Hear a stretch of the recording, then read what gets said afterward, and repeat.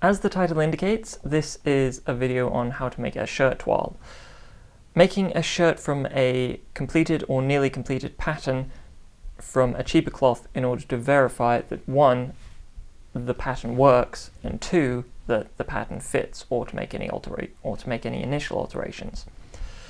Toiling can be done with most any type of pattern, and it is much faster than constructing a base, and it can also be used when a base is not an option, like with shirts. The idea of a toile is to as quickly and cheaply test whether the pattern works and to gain an idea of any immediate and major changes that couldn't be done when the finished cloth is cut. The obvious cheaper cloth choice for toiling is calico, as it is often used, but in this bespoke field that I find myself, silesia is the often go-to for toiling, just because it is very cheap, or it's the cheapest fabric we have on hand with significant amounts of it. And being cotton, you can't necessarily get away with any pattern mistakes. Nothing will be hidden like it might potentially be with a flannel or a tweed, a much more forgiving fabric. I'm not sure whether it's worth watching or learning from the shirt making video first or using this one first.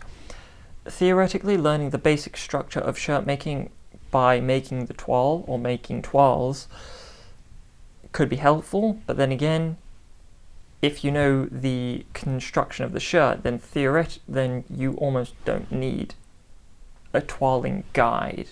You just cut out all the excess steps that produce a decent finish, but in this case I want to be thorough.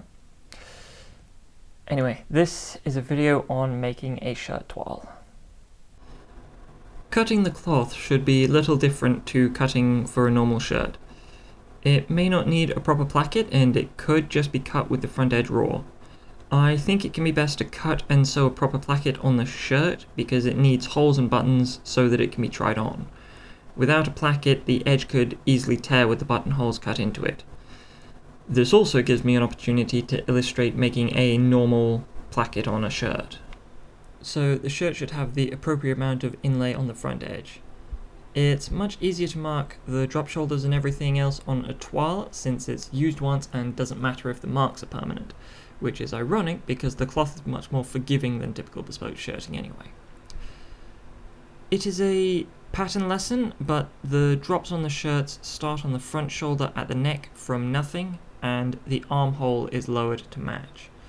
The drop on the back should start from nothing at the center back and drop at the shoulder, lowering at the armhole appropriately. The back should be marked, and then the sleeve all like normal. The grain line scarcely matters when cutting a toile in my opinion, but just be as close as the grain of the cloth as possible so that nothing is too far on the bias without putting too much effort into it, because that could cause the toile to have a different dynamic as normal. I am making a split yoke on the toile only because it's easier than cutting a single yoke on the fold. The collar stand can be cut with 2 pieces as normal, so that it can be accurately and more neatly made. The fall of the collar could also be cut in order to test the size and the style, which is something customers are wont to be anal about. The cuffs could be cut and made without the interfacing to most accurately test the size and style, like the collar. Here I am cutting the cuff once and cutting one of the pieces smaller, accounting for a watch on the wrist.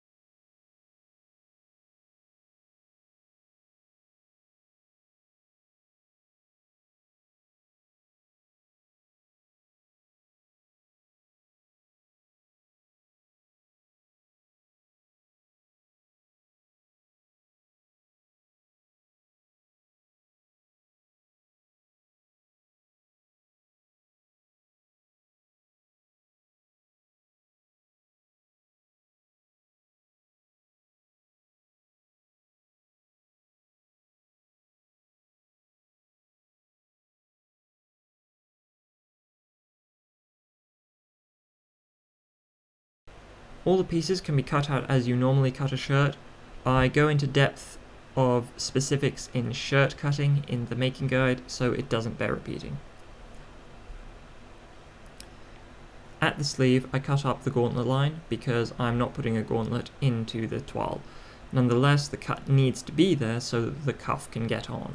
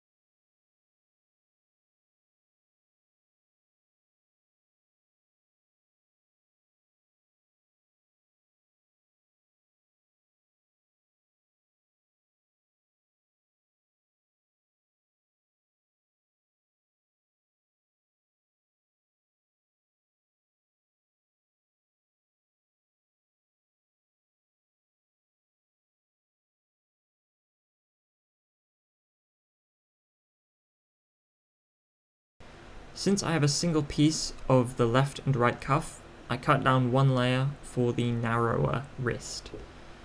With the pieces I need cut out, lastly cutting the drop rights, double checking that the pieces I've drawn on are the right hand sides. To generally avoid marking on the cloth, the opposite side can be used as a template to cut the drop so that the seam remains the same, placing the original shoulder point onto the dropped shoulder and putting the bottom of the armhole onto the side seam, and just following that, trimming it off.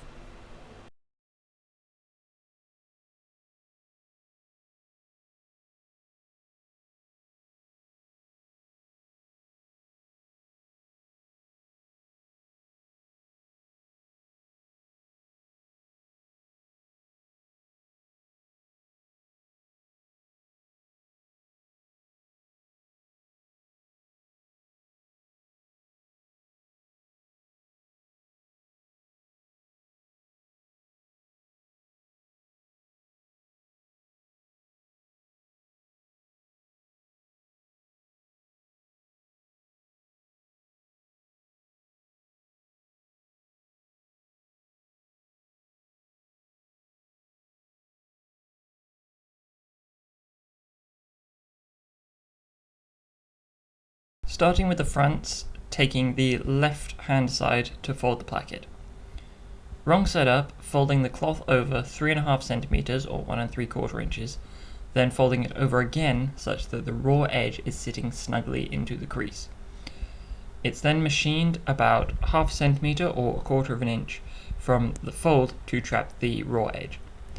After that, it's folded out along the stitch, and another stitch is sewn the same distance from the second fold, the new front edge, to create the placket.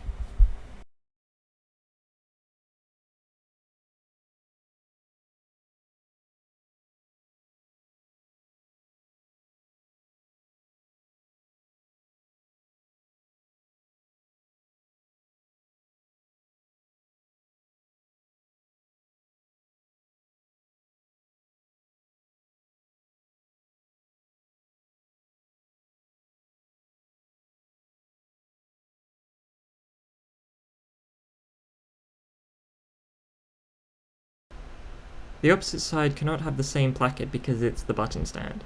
Firstly, wrong side up, folding it over 9 centimeters or 3.5 inches, which gives me the front edge.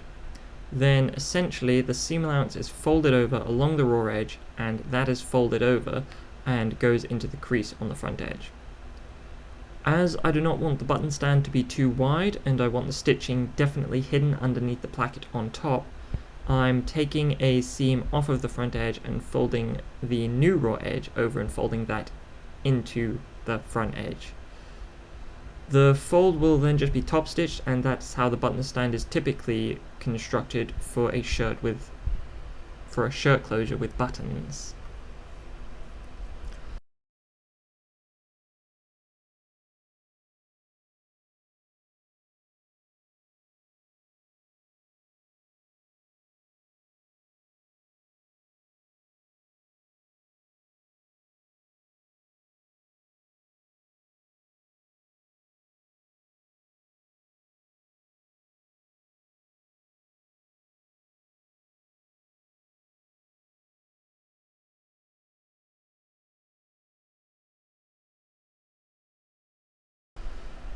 I'm taking the yoke and putting that with the back. I'll sew the seam in the yoke and then sew that straight onto the back.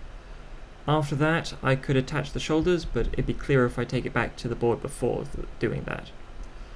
I'm checking which is the left and right sleeve now, and then just pinning the appropriate cuff to them. If the cuffs are the same size, then it's not something that needs to be done.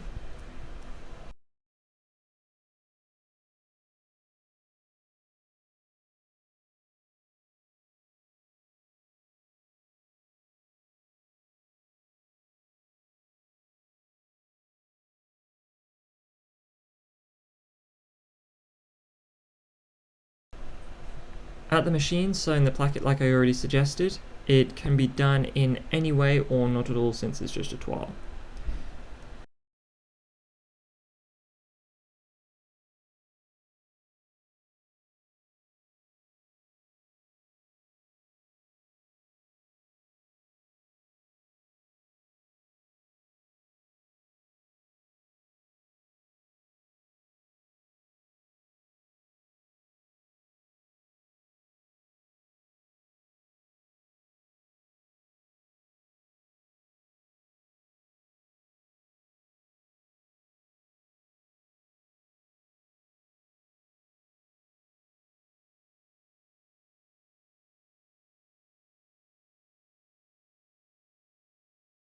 The two seams of the back sewing the yoke along the center line. Place it right side to right side with the back, placing the seam on the yoke onto the center mark on the back. They can also then be sewn with the correct seam allowance. Here the seam is 1 centimeter or 3/8 of an inch, but often in shirts the seam is nearer a quarter of an inch. Again, the shoulder could be sewn at this moment, but as well, Again, the shoulder could be sewn at this moment as well, but for clarity, I'll leave it for now.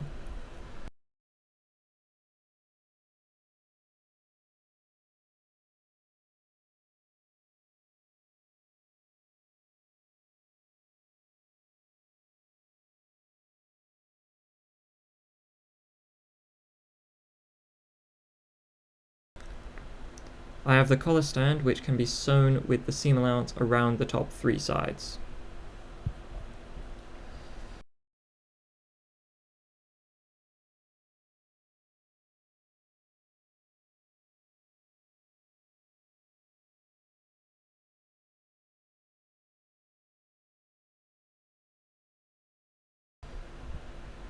I wind up a little bit confused trying to work out which side is which for longer than I'd like. The idea is to put the right sides together at the shoulder so that they can be sewn. And top stitch on the button stand when... You might notice that the top stitch on the button stand went squirrely, but again, I don't much care on the toile. Turning out the stand and pressing it before I head back to the machine so that I can sew it on straight after the shoulders are done. The shoulder seams should be equal, but always more important is that the neck creates a continuous seam, that the neck is equal after being sewn.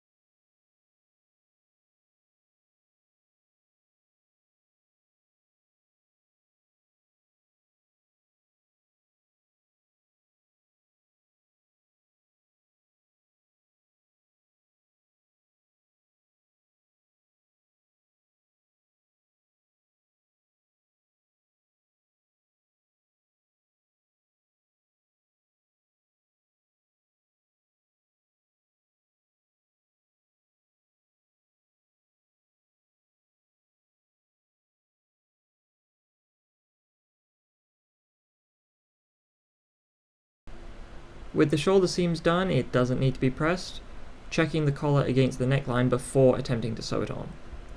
If the necks are even, then it can be sewn on. The 2 layers of the stand can just be sewn straight down to the right side of the shirt so that it looks at least a little bit neat while it's being tried on. Sewing across all the way, it can be worth top stitching the stand upright to avoid pressing the collar and preventing the seams from waving about inside.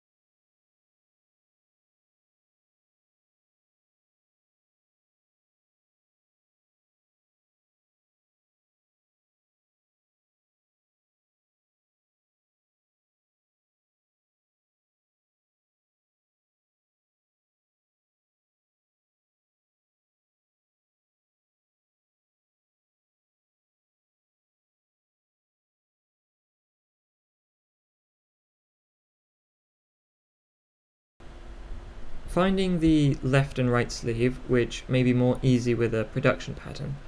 When the sleeve goes on, the cut up the cuff should be towards the back side of the shirt. I want to check that the seams go together, just running the edges together with my fingers, with the sleeve overbearing the edge of the shirt by a good centimetre, about half an inch, as is the seam allowance. So long as the sleeves aren't disastrously different in size from the shirt, take the sleeve right side up and mark a good centimetre, again half an inch, around the sleeve head. This is to avoid pressing over the seam allowance and helps the seam be sewn accurately. The idea behind this is much easier if you understand if you're familiar with the shirt making method and how the flat felled seam is sewn.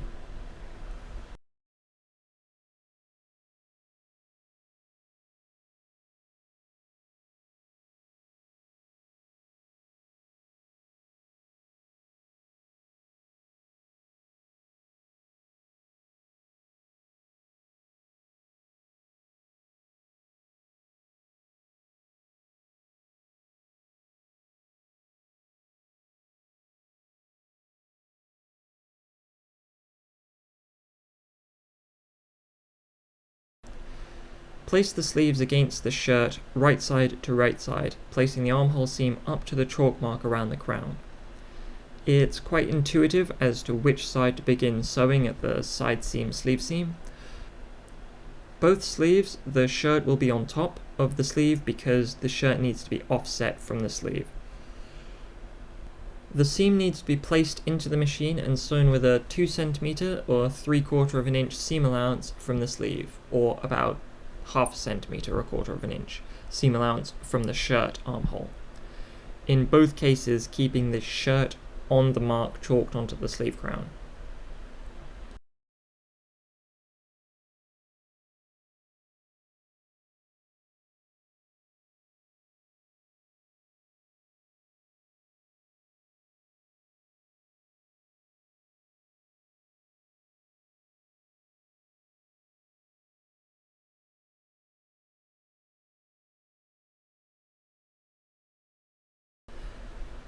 My seams here aren't matching the way they should, so I thence just have to make a note of that to fix it in the pattern.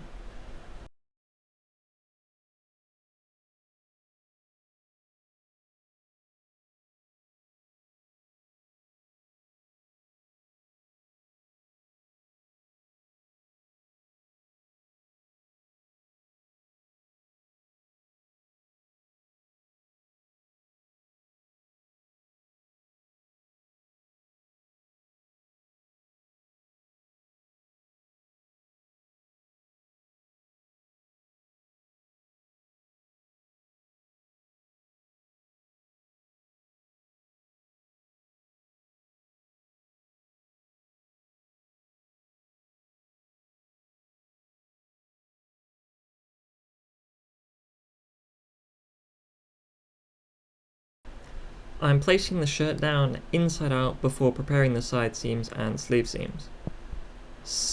Similar idea with the sleeve. On the front sides of the shirts, the forepart and the sleeve seam that extends from it, mark a good 1/2 cm, a 1/4 of an inch from the raw edge.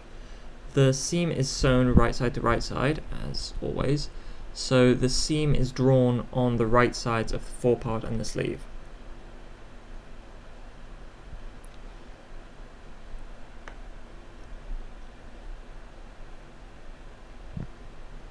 Right.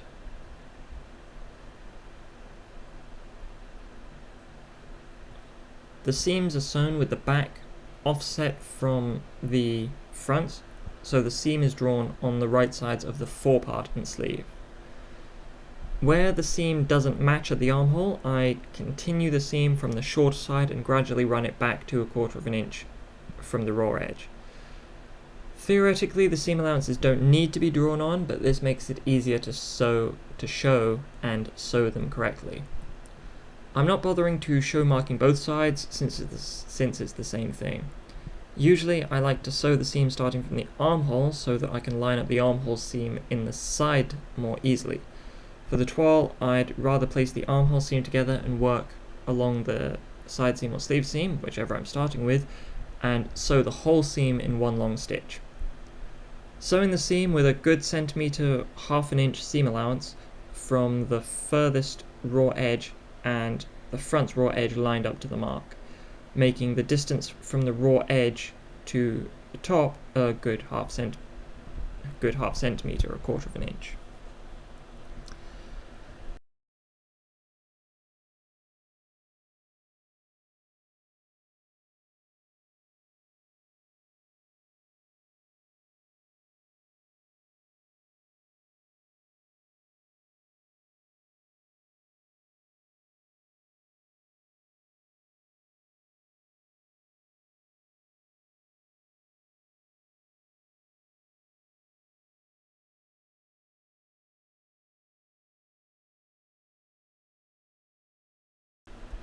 I'm thinking of sewing the cuff straight on right here, but then I think better of it.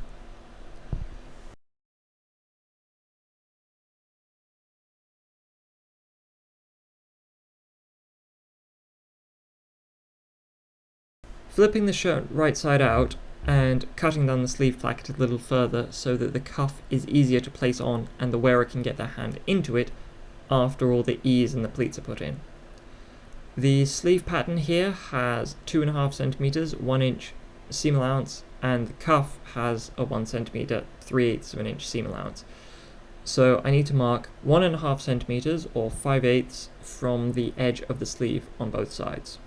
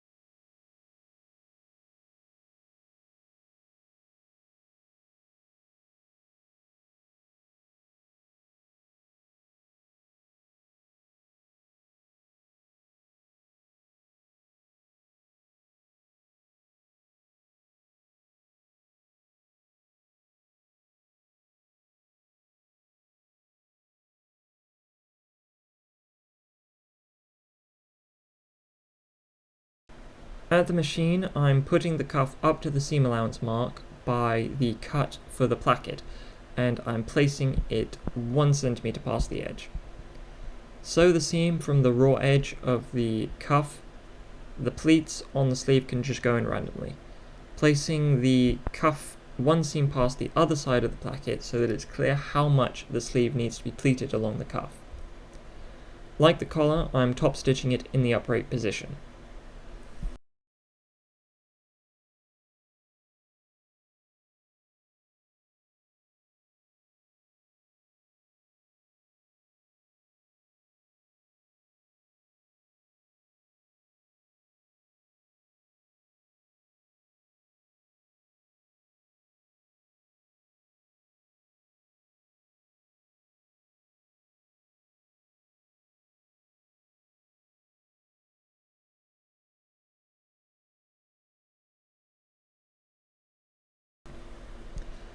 At the end, I'm folding the seam of the cuff over so that it will be the actual circumference for the try-on.